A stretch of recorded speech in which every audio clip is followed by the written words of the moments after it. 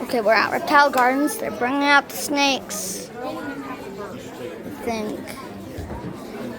All right. Get ready to get started here. So, for those who don't know, my name is Ben. I'll be doing the snake show for you here today. But I just have a quick question. Is this anybody's first time here at Reptile Gardens? Well, good about it, dude. Nice. Nice. So for the new people, I'm going to point out a few things. To my left, this is going to be our parade out of town. I did feed them not too long ago, so I do believe some are out coming up. We also have babies in there, so they do like to come out and play every now and then. So if you want to see that, I do recommend just going over there and waiting for a little bit. But another thing I'm going to point out is going to be our giant tortoise shark. That is going to be behind this green building here. Viewers are more than welcome to go in and pet those tortoises. They're some of the sweetest animals ever. I kind of think of them as massive puppies. So go in, scratch their necks. They're going to absolutely love you forever, especially Orville. If you don't know, Orville is our oldest tortoise. He's 121. And he just had his 121st birthday Tuesday. Stop. So, go give him some love. And then behind you is the dome. The dome is where almost all of these exhibits will be found. So in there, there's going to be snakes, lizards, birds, crocodilians, turtles, bugs. Whatever you're really looking for at the top will be in the dome there for you. And if you don't know, we're actually the largest reptile collection in the world. We are recognized of that by the Guinness Book of World Records, which is pretty cool. But that'll be there for you. And then about 30 minutes after my show here today, there is going to be another gator show just down this pathway here. I will warn you, the person doing that show, he's really dumb, kind of weird. If you don't know, his name is Ben. It's not me though. It's not me. That's my twin. I'm the smart one. Yeah. But since we are at the snake show, I do like asking, does anybody here actually like snakes? Wow. Okay, honestly, that was much more than I was thinking. Generally, I have crowds that do not like snakes at all. And I kind of wonder why they're here so terrified. But I just like to kind of see as well, does anybody here not like snakes? I'm glad I just have a few volunteers for later, so this will be good there. But for my first snake, she's very nice, she's very pretty. I don't have to worry, she's not a scary snake in any sort of way. And she's actually considered relatively small. So,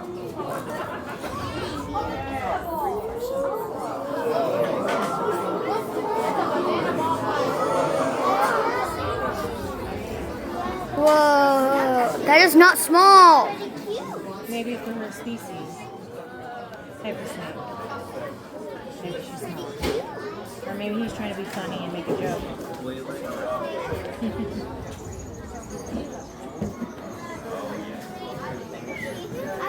thinking about? This girl here, this is Marilyn. Now Marilyn is a Burmese python. Burmese pythons are pretty large snakes. They're going to get to be about 10 to 15 feet in length, which is definitely a very large snake. Females can even get upwards of around 18 feet. We used to have her a long time ago. She was 20 feet and almost 200 pounds. So very, very large snake. But with Marilyn, even though they are going to be large snakes, they're actually not considered one of the giants. Now the giants of the snake world, that is going to be the reticulated python of tropical Asia. Those snakes will probably be the longest. Oh, girl, hold on. Okay. So they'll probably be the longest snakes in the world. They are going to reach lengths of around 30 feet.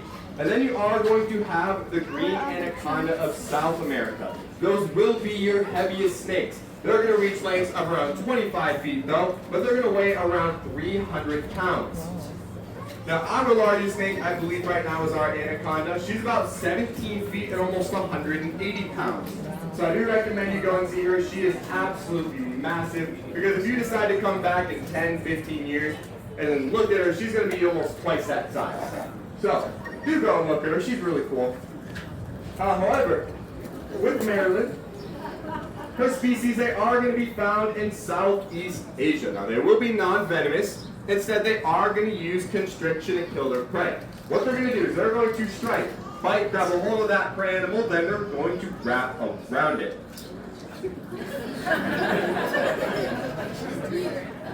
Like he's doing to you? Yeah, I was about to be What's he doing? Yeah, she just wanted a hug. That's all. So yes, they will wrap around it, but from there with constrictors, a lot of people think that when they squeeze, they break the prey animal's bones. This isn't really true. This can happen, although it is very, very rare. Instead, what happens is they're basically going to put that animal through cardiac arrest. So they're going to squeeze so quickly and so tightly that it's going to cause a massive drop in blood pressure. It's also going to restrict that animal's chest cavity to such the extent that they can no longer breathe and the heart doesn't have room to continue beating. So yes, instead of breaking those animals' bones, they basically get a heart attack. Now this is an extremely effective method of killing prey. So about 50% of all snakes will use the method, both venomous and non-venomous. However, with constrictors, there is just a slight flaw, and it's that they do have to hold on to a prey animal that doesn't want to get eaten. Meaning, they will generally get caught back with, and they can end up with injuries. But after that prey animal is dead, will come the task of swallowing it. You guys can probably see here, but snakes, they do not have any limbs, and their teeth are curved towards the back of the throat, much like a fish hook. So she is unable to tear her food apart. Instead, she will have to swallow her prey whole. For snakes, well, that's not really a problem, as they don't have a chin. Their lower jawbones aren't connected to each other, so the only limit to how wide, and she's choking me. Cool. So yes, the only limit to how wide she can actually open her mouth, it will just be the limit to how much her skin can stretch. And her skin is highly elastic, so it does typically mean that she can swallow prey several times her own diameter. However, with Marilyn here, she's an extremely nice snake. So at the end of the show, I'm going to bring her back out for all the guys to come up and pet. Now, I promise you, I've never seen her bite me or anybody else, so you do not have to worry about getting bit. I promise. But I do understand some of you guys don't like snakes. I get it. I don't like spiders. I never want to see or touch a spider in my life. But I will give you this one warning, that even if you don't like snakes, if I catch you leaving here without petting Marilyn, I'm going to chase you. Yeah, so you can either pet her now or you can pet her later. That's your choice, but I think I know which one is better option. Now, for a lot of people, it is actually going to be their first time touching a snake. And for many, people think snakes are slimy. I can tell you right now, all snakes will be completely dry. Some of them can be very smooth, like this one here. They kind of look slimy. That's just the sheen, though. That's just light reflecting off those smooth scales. Some are also going to be very abrasive to the touch, much like sandpaper. But generally, when I get people come up and they feel Marilyn for the first time, they like to equate it to like rubber or like a tire. A banana peel is another one. It might sound odd, but once you actually start touching her, it does kind of make sense. Although, I did have one kid come up and say it feels like his own grandma. I don't know if that's a good thing or a bad thing. I'm going to need somebody to let me know. But she's trying to kill you. Maybe. Oh, there's one big problem. I'm just a little too big for her to swallow. So, she'll probably... Okay, that works. Put them back in. Okay, put them back in. She not back in. Keep one.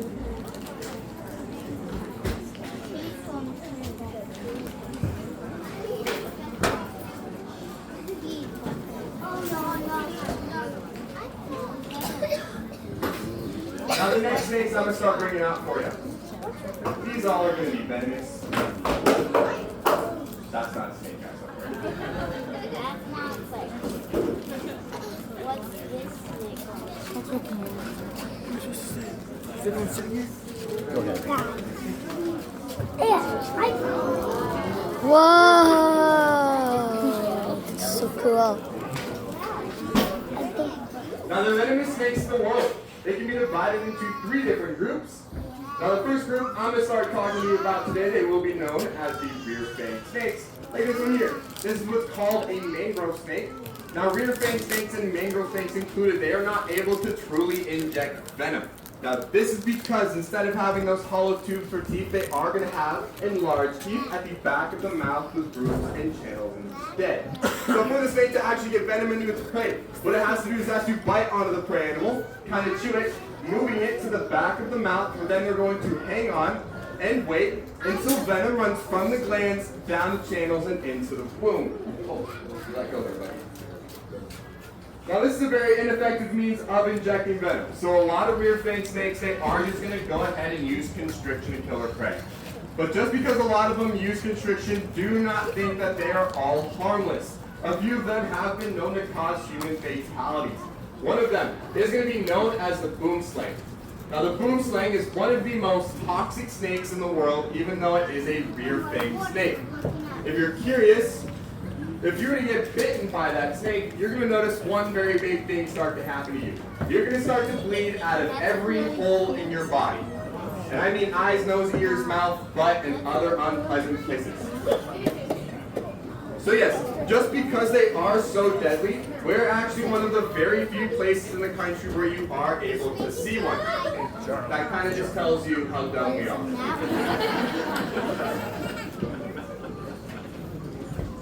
However, when it comes to venomous snakes, a lot of people like to ask if I have ever been bitten by one. I gladly can say I have. This one. Yeah, so that was about my third week of doing shows. And during that show, they have what's called a prehensile tail, but he wrapped his tail around my hand. I couldn't get him off. He climbed up his own body, and I must have spooked him, and I got bit. However, after that show, my boss came down and he said, "Hey, I kind of forgot to tell you something."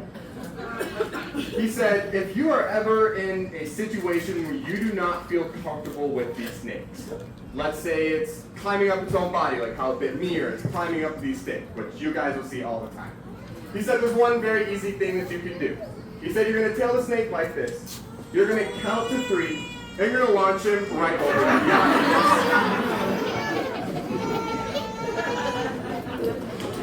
And if you are wondering, it works 100% of the time. I have yet to be bitten again. So, Get bitten. I No, don't don't. really want to get What? bitten again. It wasn't a fun time.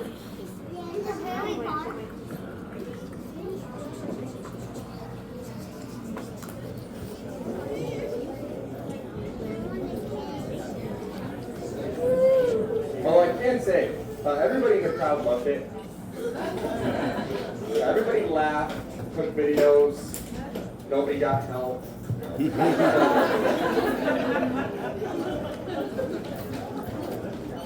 Now, these next two groups, these are probably the ones you're just slightly more familiar with. These are the ones that can truly inject venom. Now, they will have those hollow tubes or teeth connected to a venom duct and gland. Now, muscle over the gland is going to compress it, enabling it to function very similar to hypodermic needles. This first group, I'm guessing you all have heard of before at least once. They will be known as the vipers. Now, vipers, they have some of the most effective means of injecting venom in dealing with prey. So, that's generally why I like to start with them first. Oh my lord, another one?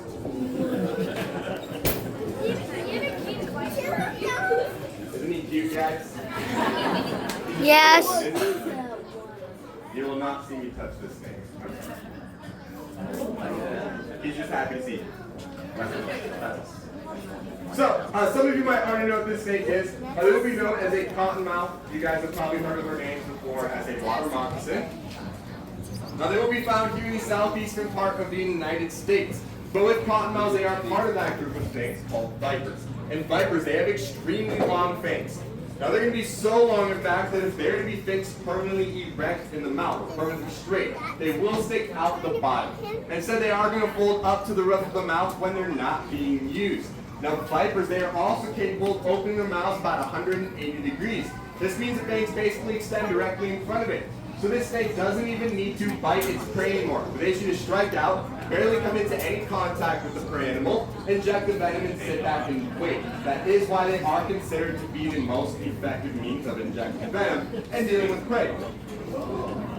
As you guys are kind of seeing here, cottonmouths do like to take advantage of being able to open their mouths very widely.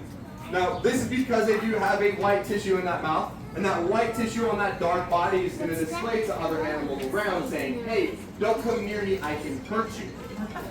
And that is also where they get the name cottonmouth, if you are curious.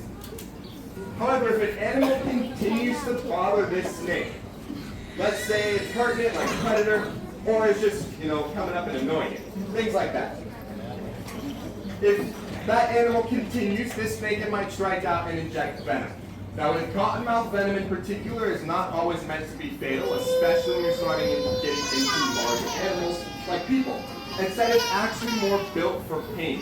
Now, this is because what they want to happen is they want that animal to feel the pain, they want it to run back to its family, group, wherever it came from, and actually teach everything never to go near these snakes again. It works. It's a very, very effective method of doing so. However, you will hear a lot of time from cottonmouths that they're very aggressive snakes. This isn't going to be true. Snakes don't have the brain capacity to have true aggression. That some might just be slightly more defensive than others. But as you guys can see firsthand here, this snake wants absolutely nothing to do with me. It's probably hoping I die. Probably never wants to see me again. But if you are curious, that is how I also know that this snake here is a girl. So, makes it easy.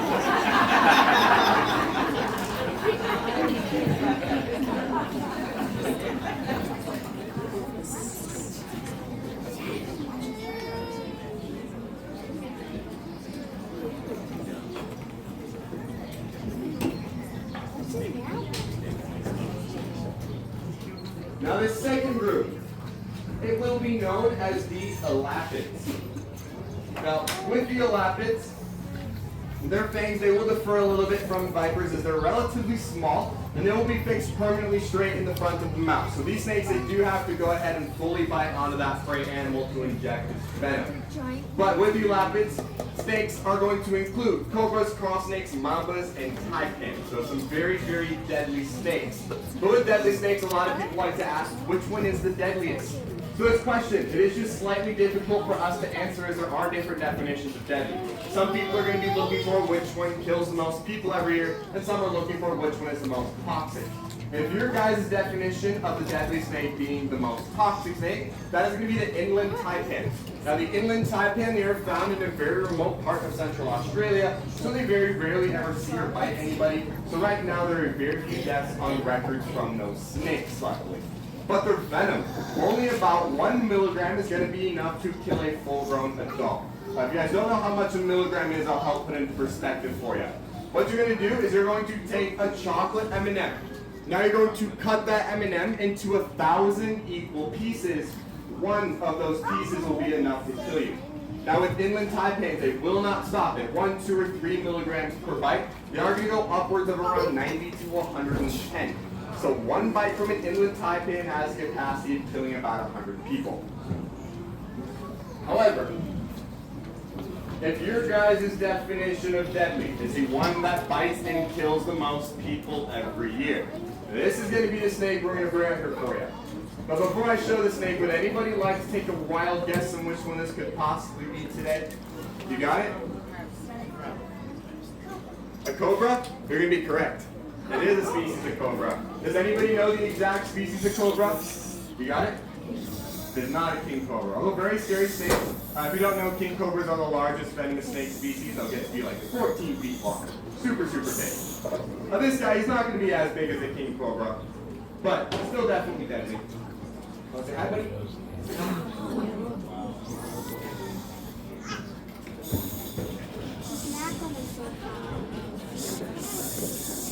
So, we all can probably recognize cobras from the hood.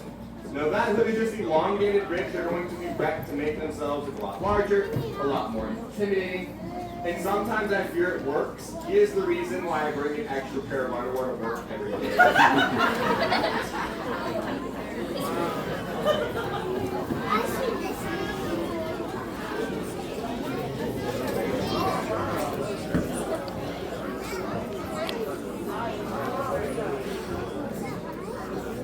Now with cobras, we all can probably think of like snake charmers. Now playing a song for the snake that seems to sway back and forth to the rhythm of the music. However, with snakes, they don't have external ears, meaning they cannot hear that music play. Instead, they're just following the motion of the player himself. But the reason why these guys are going to be considered the deadliest is because they're going to cause around a few thousand deaths a year. So just comparing that to the US for you. The US is going to see around a few thousand bites per year, but only about 2 to 3 deaths. These guys alone cause as many deaths as our bites total here in the United States. That is why he's in a box. That's why I'm not taking him out of the box. If you are wondering, they don't even give me the key to this snake. Probably because they think I'm dumb enough to open it. Yeah. And I would open it.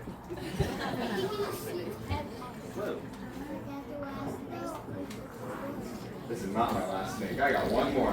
What species of cobra is that? Oh, did I forget to say that? Sorry guys, this is a monocled cobra.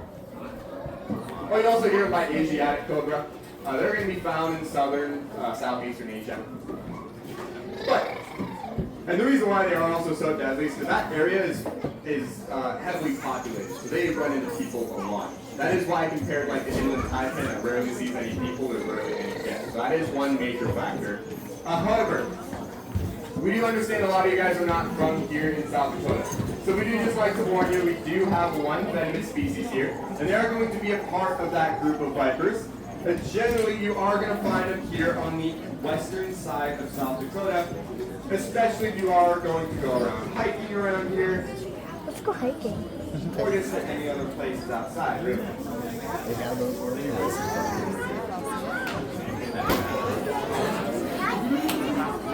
Now, this one is venomous. It's small. He's small. Still will not get close to him. So, this snake here, this is going to be a prairie rattlesnake. Now with rattlesnakes, there's a lot of misconceptions. One of the biggest ones being you can find the age of this snake by counting the number of segments on its tail. This is going to be What completely rattlesnake in false. Montana? Rattlesnakes, they gain a new segment on their tail every time Is they that bigger? shed. That is going to be from 1 to 6 or even upwards of 10 times a year. But another thing, people will say when you hear rattlesnakes, is that they will always have to rattle before they strike. Unless he just chooses to strike first and rattle later. It's pretty simple. It kind of just depends on their own personality. Some they might strike, not rattle. They might rattle, not strike. They might do both, or they might do absolutely nothing. I can tell you right now, I have never met a rattlesnake, snake, or any animal in fact that needed permission from its butt first before it can bite me. So just because he is not shaking his tail, do not think he's not going to strike at you. But for my last thing today, I do just like asking, do we all know what to do when we hear a rattlesnake? We should run. That is a great idea. Now yes, we will often hear run. I've heard a few scream and runs, pee yourself and run. I even heard somebody say push your friend down first and run. But I do just like saying this. This was the best answer I have ever received asking that question. There is a little girl at the end of this bench right here. Now, when I asked that question, that little girl confidently screamed out that when you hear rattlesnakes, you need to stop, drop, and roll. That's the one thing you should probably not do. That is really the one thing you really don't want to do. But there is one time, I was thinking, and like, she is kind of right. Because there is one time where that might actually be useful, and that's when you and the snake are both on fire. Other than that, do not do that, guys. Running will be the better option. However, with running, there is one major flaw a lot of people do not think about. And it's that these are elusive snakes. If you start hearing it, you're probably not going to know where it is. So if you went off in one direction, that is a good way of getting bit. So what you really want to do is you want to freeze. I understand if you don't like snakes, that sounds atrocious. But The moment you freeze, this snake is going to start to calm down because their biggest fear at the moment is you stepping on them. You're a large animal compared to a small one. So when you get closer, you can't see me yet. Hey buddy, there we go. So yes, when you get closer, these guys will get a lot more defensive. But the moment you stop, he's going to calm down. This will give you a second to find the snake, and then you're going to move in the other direction. I can tell you right now, more people are bitten trying to catch and kill venomous snakes than by leaving them alone. And if you are curious, it does also kind of go with gender. So females, they are going to be generally bit in the calves, ankles, and feet, you know, where you should be bit by snakes. When you start getting into the men, that's when you start getting the thumb bites. That's when you get the hands, the chest, the shoulders, the face. I don't know who's going out trying to kiss rattlesnakes, but don't do that, guys. Don't do that. Really what you want to do is you want to leave these guys alone. That is the best thing that you can do, because these guys don't want to be anywhere near you. So, what you're going to do is you're going to leave it alone, it's going to leave you alone, you're going to go off on with your day, and you're not going to find out what it's like to be bitten by a rattlesnake. However, here's my last snake of the day. I'm going to leave him over here on the right for all the guys to come up and get a better look at, especially if you are going to go to places like Badlands or hiking. You can use him as a reference just in case you see a snake. But like I said earlier, I'm the big Merrill now for all the guys to come up and pet. You're more than welcome to ask me any questions as well. But I'm going to say thank you for being a wonderful audience to me today. Thank you. It's a wild.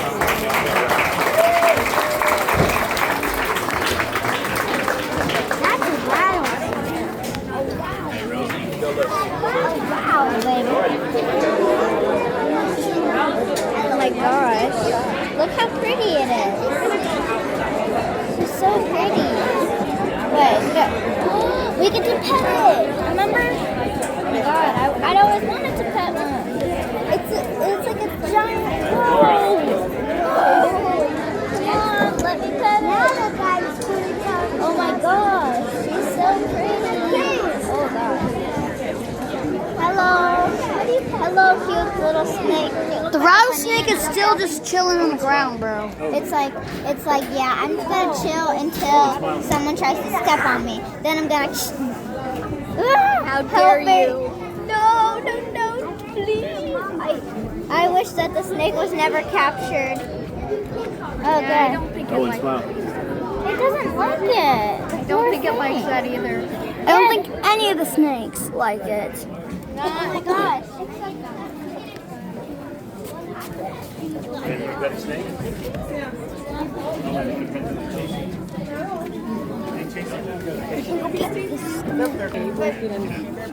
How big is her? She is 8 feet long. She's about 30 pounds right now.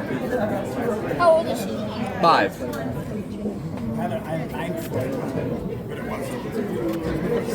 Normal. Nice. It was 9 foot and 50 pounds. Oh, nice. I'm not really sure. He wasn't that old. They can grow fast. They can go fast. Yeah. My favorite color? I don't know. It's probably like emerald green. The snake's just looking at us, bro. Like, why are so many people touching me? Do you think this freaks her out, or does she like it? They don't have affection, so they can't have aggression or affection. It's not like overstimulation for her or anything? I mean, if she got touched 24/7, it would be. It'd start to stress her out. But that's why we have a few, like pythons, and every single snake in there is actually changed every day, just so they don't get stressed out. But There's stuff on her tail. if she had a problem with this, she would be biting left and right. We have a few. What is that? What is that stuff on the underside? Those are legs. So they're called vestigial legs, or useless legs, basically. So snakes do have legs. Yeah, so they're called vestigial legs. It feels like corn. I don't know what I think. Does she bite? She can bite, yeah. Generally, no, she won't. But she is fully capable of biting. This snake is that a diamondback rattlesnake? No, it's not a rattlesnake. Well, that's It's just a snake. There's a few different ways. One, if Oh, it's the rattlesnake on the floor? I don't know. Rattlesnakes get to 24 and 32 inches. And then two, when it comes to bull snakes, Speaking of rattlesnakes, Kind of just tell by the way they sound. So, look at her. The reason why I asked that is She's so big. my sister She is huge. Just look at her. Oh my goodness. Just look how long she is.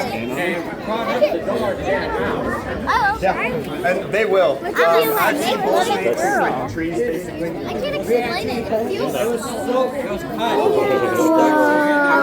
It feels so weird. It's scaly.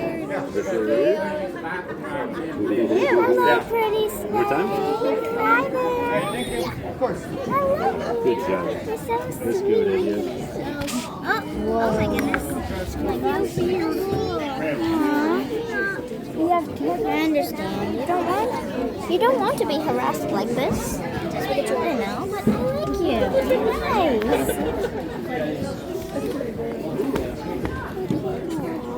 nice. Sorry.